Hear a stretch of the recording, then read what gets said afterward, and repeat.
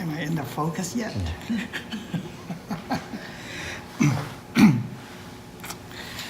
Good evening, my Dharma brothers and sisters. I'm so glad to see you here again. This is my 4th week, and how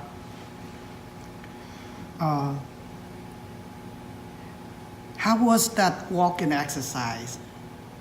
Was it hard? Was it because of the breaking down 3 steps? It requires constant attention. Otherwise, you're gonna fall very quickly. So this is more arduous kind of exercise that you bind your mind with. Okay. Last time there was a request from my dear Dharma brother about speaking eating meat versus vegetarians, and some aspects of different tradition between Mahayana and Theravada. First of all, I'm going to be sorry to the young man that I don't entertain him today. We have a youngest man that joined the flock. It's not going to be very interesting topic for him, but this is a thing that's good to know. Before I enter the topic, I would like make a statement first. First of all, this is very, very sensitive topic, and it has been a controversial for like 2,000 years, and it has not been resolved yet. So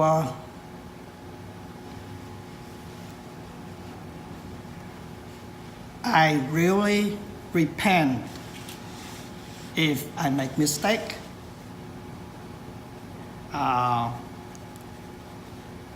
All of which I said might not be correct, and I'm fully responsible for that, for my shortcomings. So please forgive me if sometimes you dig into the historical fact and then you found something misguided. It's just because of my shortcoming, okay? And I have to repair the note here too, otherwise I'm...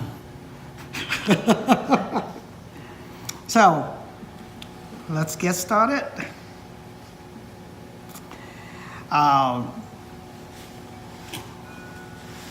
Actually, I should have said something that I should ask permission from my senior monk before I speak, because of in the Vinaya rules that when there is a senior monk, then you're not supposed to speak.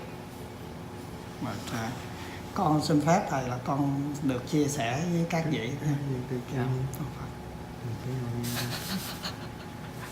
So I'm permitted now.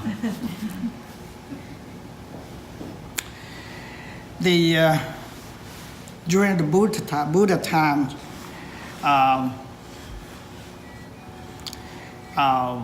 there is no vegetarians in the context.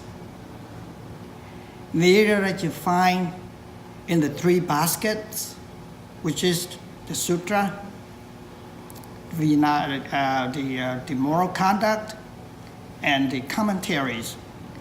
None of them that state that Buddha forbidden eating meat.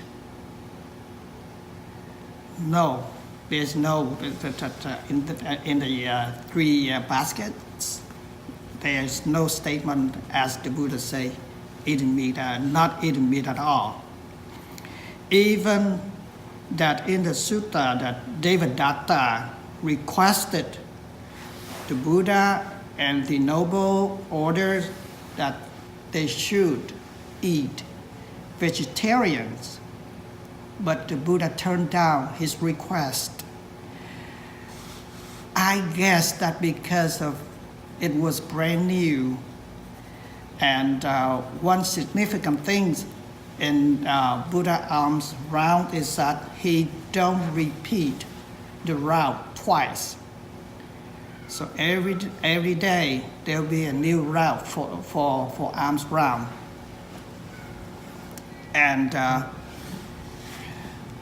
during that time, Buddhism is so new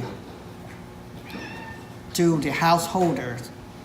So I guess that there's no making a fuss that, okay, I have to consume such and such products.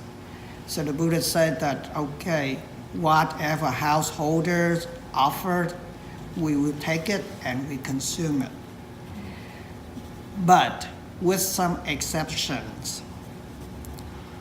Some kind of meat that were not accepted, edible, such as human meat, that's obviously, but the meat of tiger, lions, dogs, cats, snakes.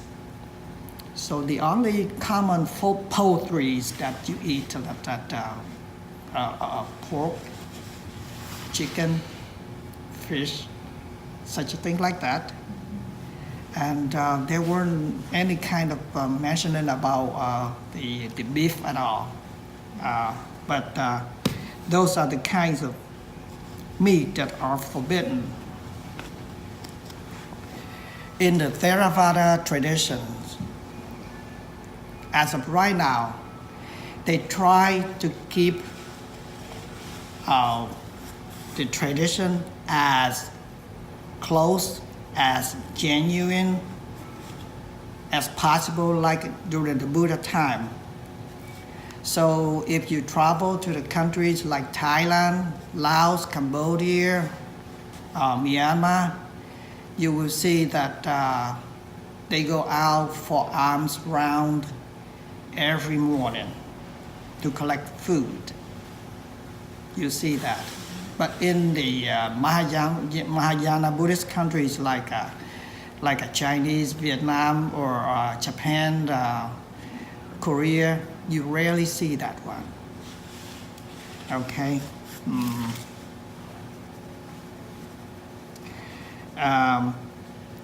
They try to keep the tradition as well as chanting in Pali.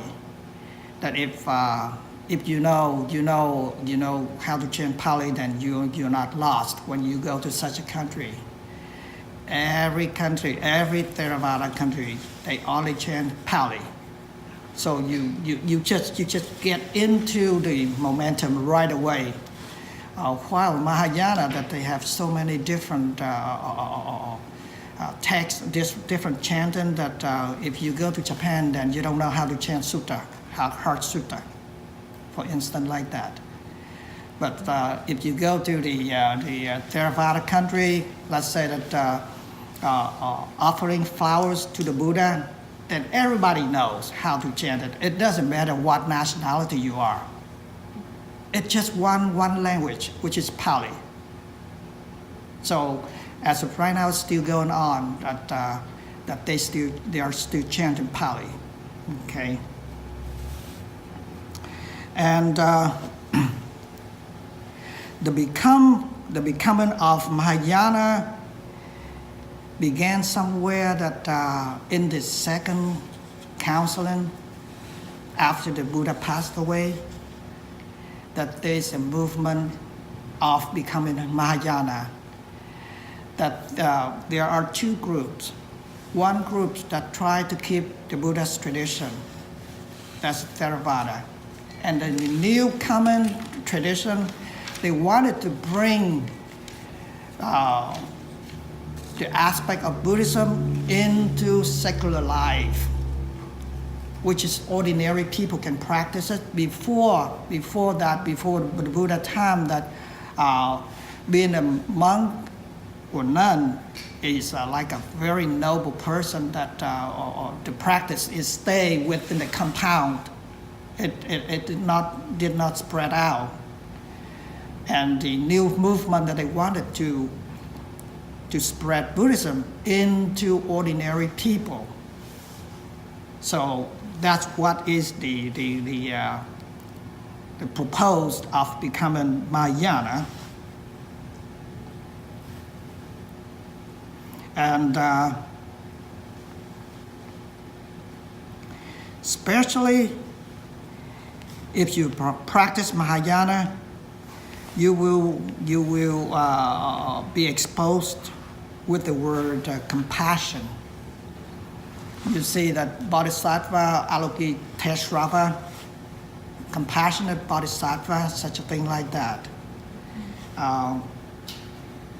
Let me go sidebar a little bit, that there are 4 sublime mental states, which are loving kindness, compassion, joy, and equanimity. I'm going to go in the first 2, loving kindness and compassion. The quality of loving kindness is that you see poor people are in distress. You feel sorry for them. Love, that is the quality of loving kindness. You feel sorry for them.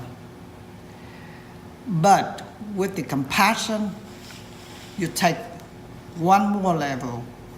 That is, you make that pitiful feeling into an action, a real action. And that's what the becoming of Mahayana. Especially along the way of becoming Mahayana, there is Zen idea that we employ along the way. I don't know which period that came in. Some will say that as begin as the Mahakassapa, the first disciple of the Buddha. But anyway, the Zen ideas were employed, and they emphasize the Buddha nature, the ground of being. And particularly, the Buddha nature exists in every being. It doesn't matter, as long as a being with consciousness, there is a Buddha nature that exists within. A cat has a Buddha nature too. Yes. So, human being as a highly more advanced developed species, so we're way advanced compared to animals. And the idea of Zen is that the Buddha nature, which all have it, why should you eat your own product?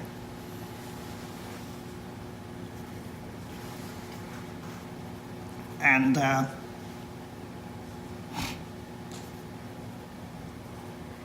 in Theravada, they have been criticized that they promote compassion too, but they never took it to a next level. But Mahayana, they say practice compassion. Compassion means a verb. Take it into reality.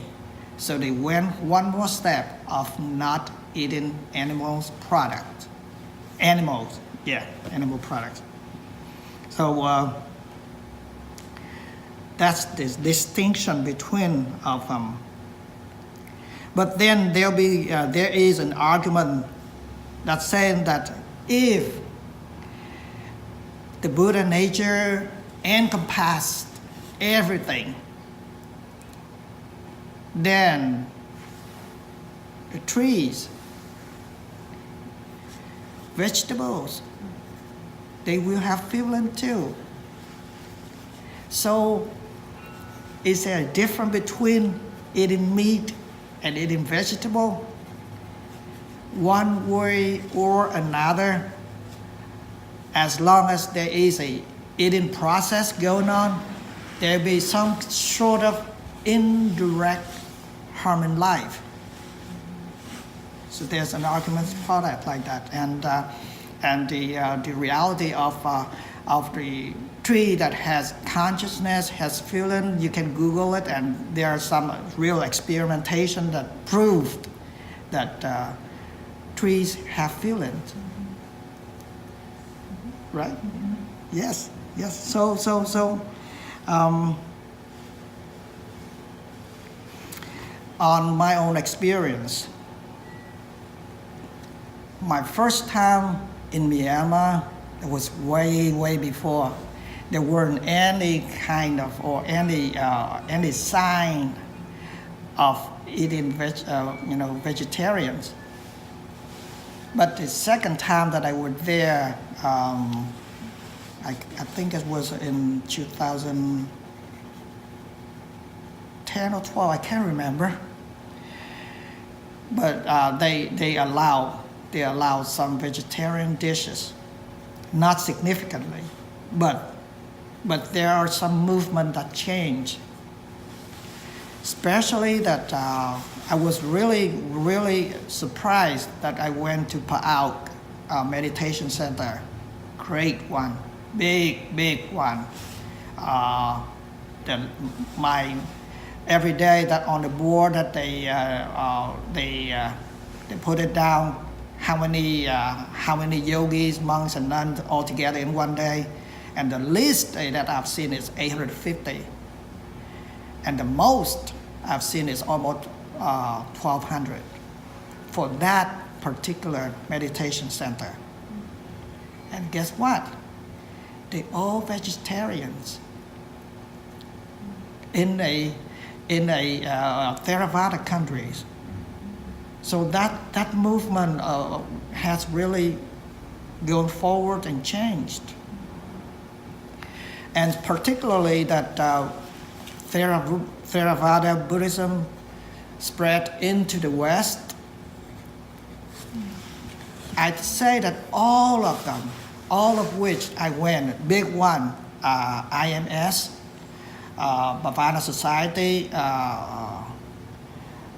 Abhayagiri, those big ones, they all vegetarians, and they all practice Theravada. So a movement has changed a lot on that one. In terms of nutrition, some arguments say that eating meat that provides enough nutrition because of Theravada. They have only 2 meals, the breakfast and the lunch. After that, you are allowed to consume only liquid, water mostly. And some took to a very to a far further extent that only 1 meal in the morning, 8 o'clock. I have been there. 6 o'clock we went for arms round, and then 8 o'clock, 8:20, 8:10 we changed for about 10 minutes. 8:20, 1 meal only. Clock goes around until 8 o'clock next time. There'll be a meal again. I was there. In Mahayana, we have 2 meals too. But the third meal is like a curing your sickness, like a medicine to cure your sickness. The third meal, and in that there are sub meals in between too. So sometimes eating vegetarians, but you eat too much. Don't know. That's really. But they both tradition employ the method of restraining. I don't know if you want to go into Theravada visualization of the food. Maybe I can share, I don't care. Before you consume food, imagine yourself that there's a so delicious slice of pizza, which everything topping, from pepperoni, Italian sauce, anchovy, and then all kind of vegetable. You bit into it, you chew, so juicy, so juicy.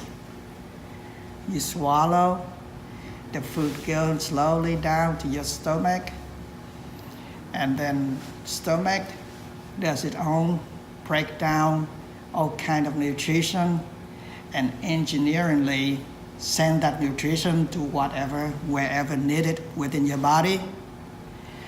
Then the ground go down to your intestine, and the excrement came out.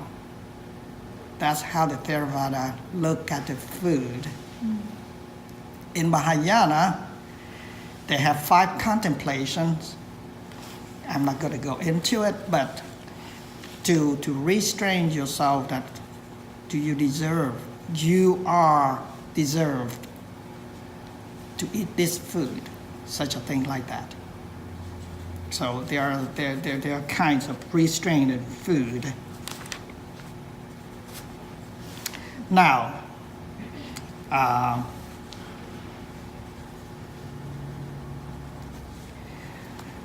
my point of contribution, no doubt about that both traditions produce great being. After the Buddha died, there arise like 18 or 20 sects, and they all died down because of they could not sustain.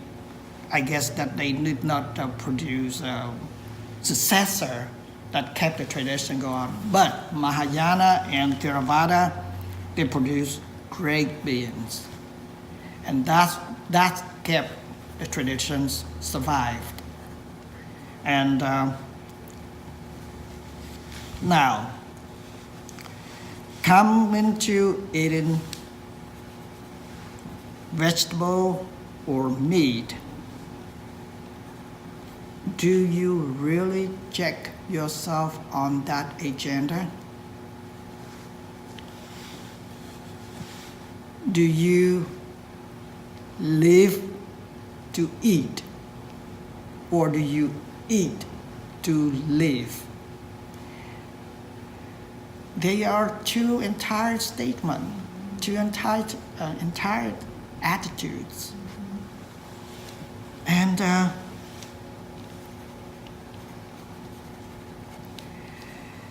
as Krishnamurti said, why does everything that mankind touched become a problem? Same thing with food. See? And now, this is my own contribution. When consuming food, whether meat or vegetables, just empty your mind. And when the mind is in unbiased state, right there, is there a problem? When you're in unbiased state, impartial state, then food is food, meat is meat, vegetable is vegetable. There's nothing else. And if there is something, then that is merely a product of perception which arises from conditional prejudices, judgment, which comes from one's own view. So don't make consuming products, meat or vegetable, into the problem. The problem only arises because of your perception. You think that this should be this, and that's what the problem is. Otherwise, everything will be okay as it's supposed to be with each individual. See? So is there a problem anymore? No. Hungry for pizza though. Yes, I'm too. So it's just a matter of, again, going back to your mind. Let's see that if eating is just merely a thing to quench the thirst of the body, that's all. And if there is some craving more that, okay, when I'm hungry, I must have a beef steak, that might be wrong right there. But if when you're hungry, there is a steak in hand, nothing's wrong with it. Go ahead, enjoy. Look further that in Tibetan Buddhism, what do they eat? 90% they eat meat because they cannot grow vegetables there. What about the people, Eskimo people? The only product they consume is seals, fish, whales, and they wanted to practice Buddhism. What can they do? So on my perspective, it's not a problem. It's the problems that because of you have the differentiation and you have a judgment that's saying, okay, eating meat is bad, eating vegetarian is good, and then there will be a conflict. Otherwise, everything will be okay. Remember that Theravada produces great beings too. And that is the fact. So don't feel ashamed. You feel ashamed if you have a craving, and that craving leads you to a further unwholesome thing. Then that's bad. Otherwise, everything will be okay then. So, do we have any input? Any comments, please? I just think it helps to be mindful of what you're eating, whatever you're eating. As we've had a one-day retreat here, and before we have the meal, it's a silent retreat, and they have us, they tell us before we eat to be mindful of the food, where it came from, who grew it. That is 5 contemplations. Pardon me? That is the 5 contemplations. Oh, okay. And that really helps, well, to eat slow and to really appreciate the food, whatever it is. Yes. That's helped me because I used to just eat so fast and swallow it before I even... Taste it, really. What'd you say, eat, the way you said eat for the body, or the way, what you said that you... Eat to live, or live to eat. Yeah. And there is definitely a difference, because now I just eat for nutrition and slow down, and it's a big deal, your attitude about food. Yes. So just this is a great contribution. Yes, of course. It doesn't have to be in the same agenda. You can ask other questions that if you like to.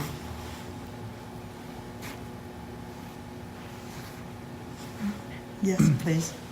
I was interested in hearing about Kathy's trip, and she could explain maybe a little where she went in Montana.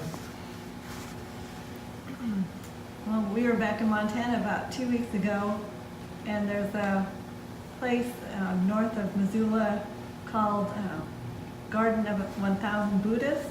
And so we got a chance to go up there and check it out. And it did raise a lot of questions because it's a huge Dharma wheel. Mm-hmm. And I don't exactly understand the purpose, and so I was hoping to ask you, but the outside of the wheel has 1,000 stupas, and then each spoke of the wheel has 1,000 Buddhas, and they're handcrafted by different artisans, and it's a place for people go for retreats, and I think our Tay from before went there to speak as well, but they have prayer flags.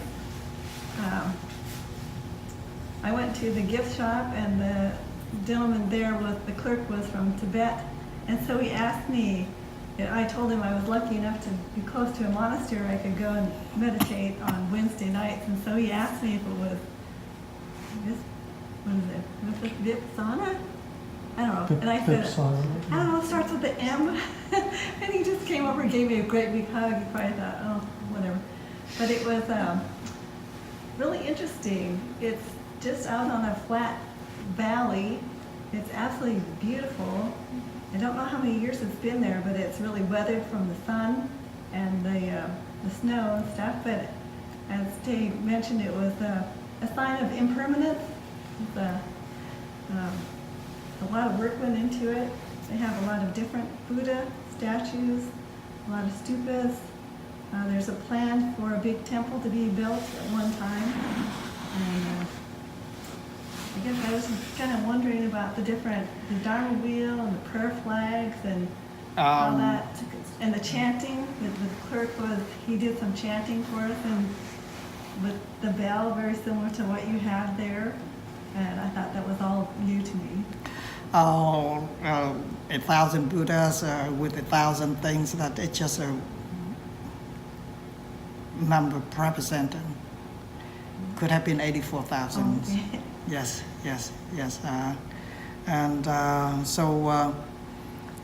It could have been that they employ many techniques, because remember that Tibetan, they have some very specialized techniques that almost none exist outside of the society. There was one time a group of red hat Tibetan Buddhism came to my temple in Virginia, and I happened to ask them about the practice of running the tube channels in your body to practice the chakras. He looked at me like this. Who taught you that? And he says with a very sincere voice, don't ever try to practice such a thing without a proper teacher. That's one thing in many things that Buddhism employs to practice. And we have no authority to judge about such a thing, because of it could lead to enlightenment. We don't know, but there are many things. And during the prayer of Buddhism, they do many gesture of mudra, all kind of mudras, a lot of them, together with the bells. Yes. And the praying flags, they use them as a tool, because the flag moves all the time, as long as just the least slight air that they move. Every time the flag moves, that signifies that a prayer was said.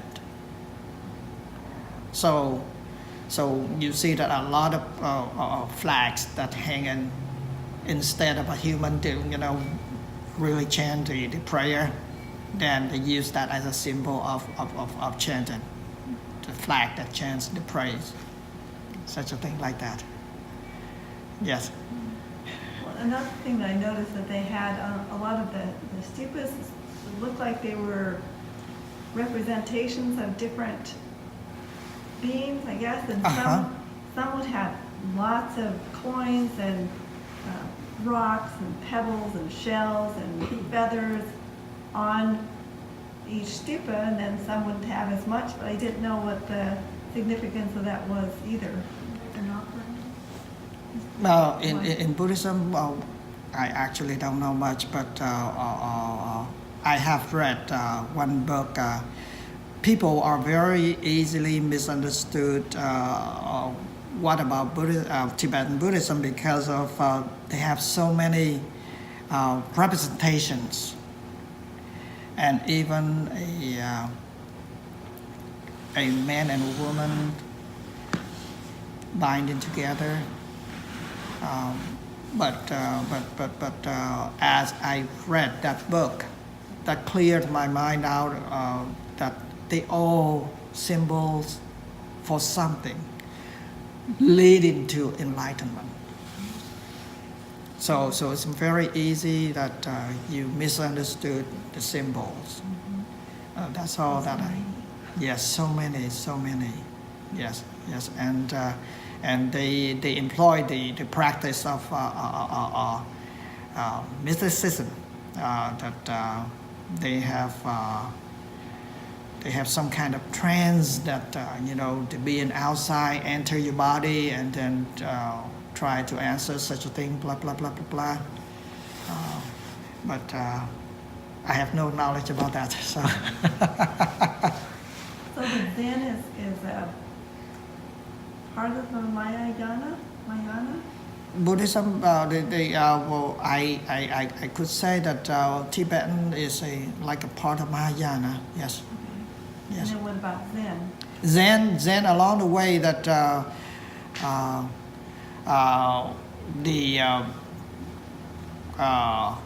as far as Mahakapa, that started out Zen. That's how Zen history stated, that started out when the Buddha raised the flower, and then Mahakapa saw the flower, he smiled, and that started the Zen tradition from there. Yes. That story I try to investigate that if there was, but yes, that story there was that story in the Theravada tradition, but we don't know the meaning. But it doesn't matter now. Going back to the main key of Buddhism is that it doesn't matter what practice, what kind of means you employ, as long as it takes you out of suffering. That's important. So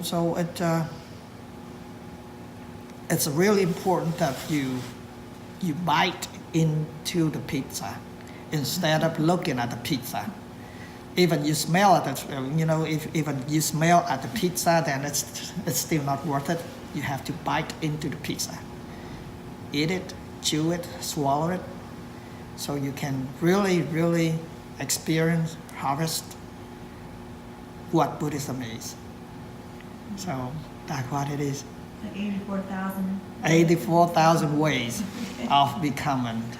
Yes. So, any more ideas?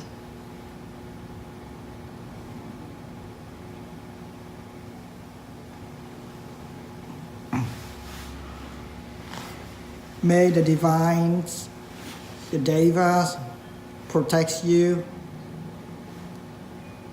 by the power of the Buddha, by the power of the Dharma, by the power of the Sangha. May you be free of sufferings. May you attain final liberation. Thank you. Thank you. Thank you. That's so, folks. Buddhism.